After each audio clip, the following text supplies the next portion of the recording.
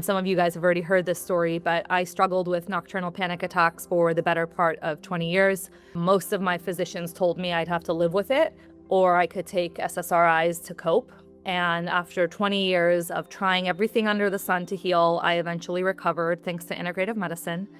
And I, looking back on my journey and my life, realized that my career as an entrepreneur was actually meant to be put toward building something greater to help others who had struggled with chronic health conditions and who were told that they would never get better. I met Rocky at the time. He was Director of Strategic Planning and Implementation at the Andrew Weil Center for Integrative Medicine, and I shared the vision for the company, and he said to me, not only does the model that you're envisioning work, but we have years of evidence and clinical experience delivering a model like that. So who is LACE? We exist because we believe everybody deserves access to integrative medicine, and that integrative medicine should just be medicine. It should be the mainstream.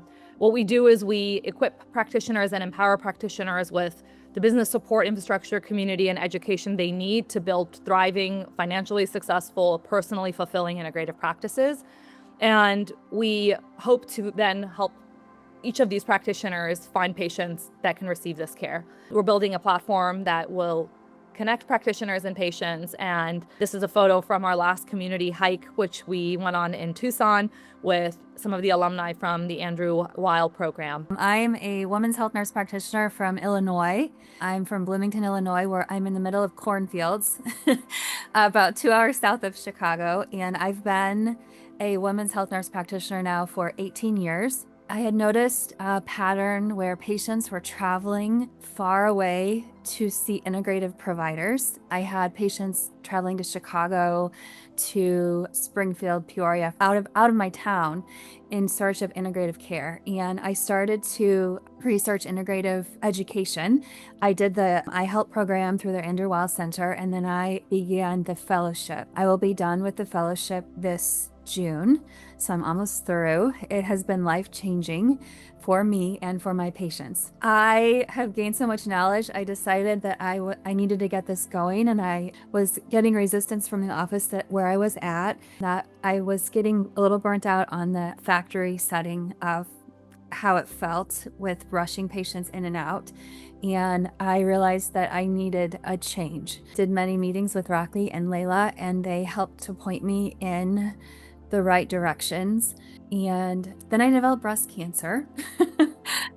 I got through that battle, got through 3 surgeries, and I had a goal to open my practice in January. I was delayed a little bit, and so instead of opening the first week of January, I opened on January 31st of this year. So I've now been open for 2 months, and I feel that there still was a lot of learning in these first 2 months and a lot of things to work out, but finally I feel at a place where I have a functioning practice. I have my own practice. So new patients keep signing up, and I'm so thankful for Lace Health Now, Rocky and Layla and their team. So I'm a pediatrician. I'm in the Bucks County, Pennsylvania, so right outside Philadelphia by an hour.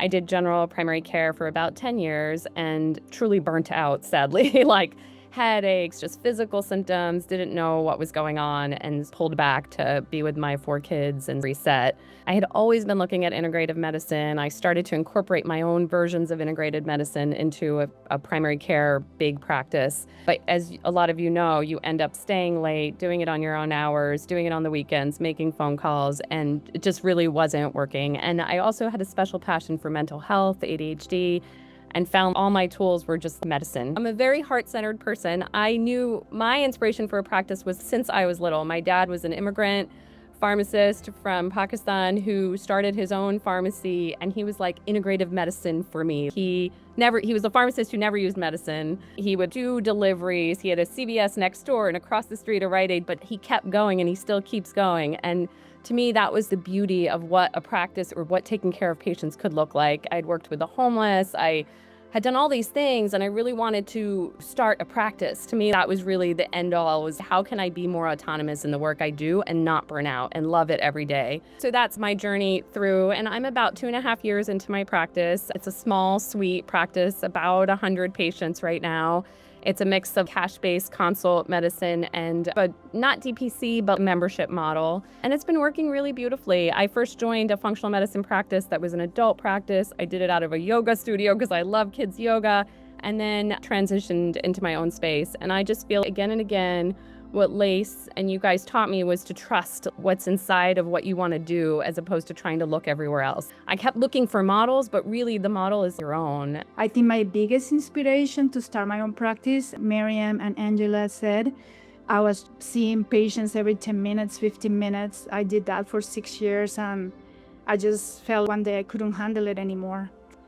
I guess for me to feel that what I was practicing was a corporation-based model never made me feel good until one day I decided that that wasn't my path. And by coincidence, I was doing the fellowship and had taken the business model that was included back in the days. And that really gave me a lot of inspiration. And one of the times I was in Tucson, I had the opportunity of talking to Rocky, and I remember that he told me this phrase that stayed with me: just practice good medicine. Whatever you decide to do, start your own business, just practice good medicine. And that stayed with me ever since. And one day I decided just to give it a try. So when I started, I was about 46 years old. Now I am 55. And I was really thinking, for how long do I want to work in this office? So when I really was open to discuss that, my husband really supported me. And he said, well, if you are thinking about at least dedicating your life 10 years, 15 years in the office. Currently, I have a practice with near 9,000 patients. Active patients, maybe 6,000, because some people move away and you don't see them again. But it's been a very, very important experience. My practice also is associated with Texas Tech University, so I have nurse practitioners who are in training, PA students who are in training. So it has expanded a little bit to more patients, and currently I have a couple of mid-level providers, which I got when they started with me. Started out school, so I have shared with them what I know, and I feel creating a culture in your practice is very important.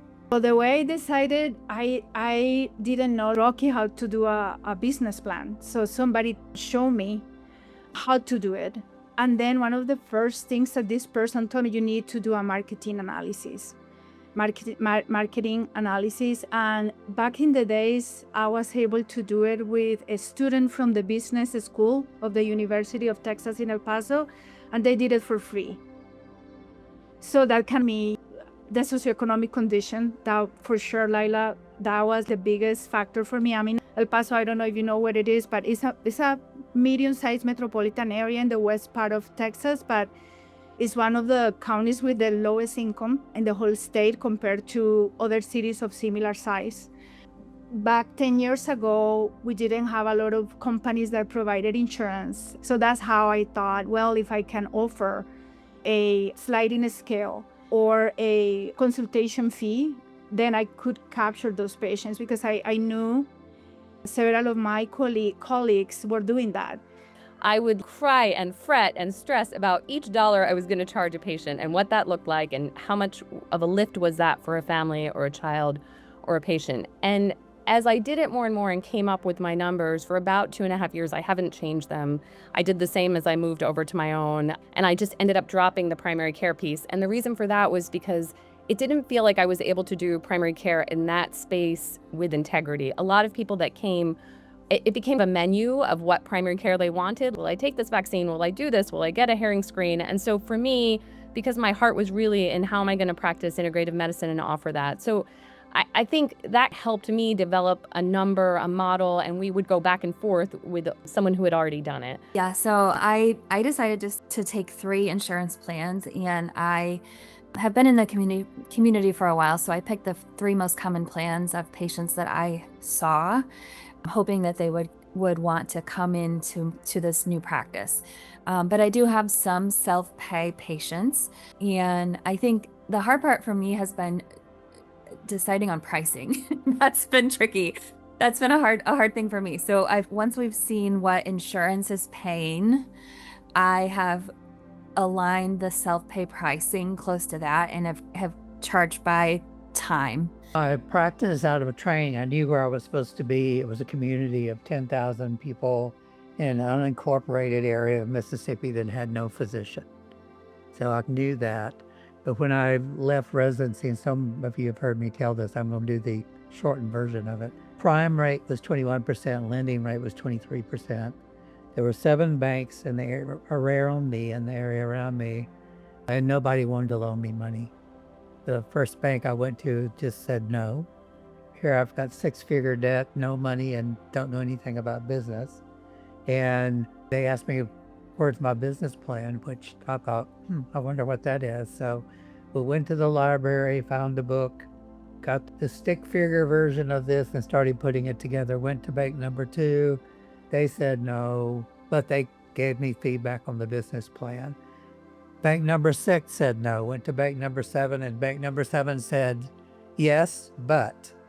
So we're going to give you part of the money, and we're going to meet with you quarterly to see how you perform against your projections. I unwittingly had projections, and I'm very grateful that I hit the numbers. Just do it. Just do the work. It's going to be worth it. I will say one thing I wish I had done right away. I wish I had gotten my business as an official business. So get an attorney, get your business, make it an official business, because then all of the work you do after and everything that you pay for after is a business expense. So I wished honestly that I had started this practice before I started any of this integrative schooling, at least had it officially legal, because then I could have counted this schooling as a business expense, where you can't count anything as a business expense until you have a legal business. So get an attorney, make it official, and then all the work that follows you can count as an expense. Face the fear, have a clear purpose of what you really want, and go for it. Lastly, finish your charts. Just do it. I think the universe needs this. I think kids and families and patients need this. They want this. They're looking for integrative medicine. And I couldn't have done it soon enough, right? Because we learned all this stuff. Your heart is here. And how could I not use what I was learning? And I think really getting to know yourself. Where are your weaknesses? What are you afraid of? Really delving into that, because I think so much of working with you guys, with my account, it's there's a lot of therapy in this, right? And once you feel good about that, I think everything else comes into place. The other thing about doing your own thing that I would say, I think this was way too late into it, where my friend accountant said, what's your nirvana schedule? Create a nirvana schedule. And maybe the word nirvana, I was like, yes, but until then, it was so loosey-goosey. Maybe I took a patient at night, maybe on the weekend. It was so all over the place. And when I finally did that, where am I defining this work for myself? It felt so good, because it feels very nebulous and it's not concrete. So I don't know, defining those things for yourself, I think, helps so much. And do boot camp. It's amazing. I did it after fellowship, but even if it wasn't exactly what I thought it was going to be in that moment, that day, it helped so much to really give me a crystal clear vision of where I was headed. Deep gratitude, and also of everyone that joined. So if you have other questions, there will be an email coming out tomorrow, but we're happy if there are still things that are unanswered for you. We very much would be happy to set up a time and answer your questions. We like to make sure that people feel well supported, aligned, connected, but also we want to feel that we can help them. And if we don't feel we can help them, we tell them that. So at the end of the day, this is mission, vision, purpose for us. So, and it's all about relationship. At the end of the day, it's all about relationship. So thank you.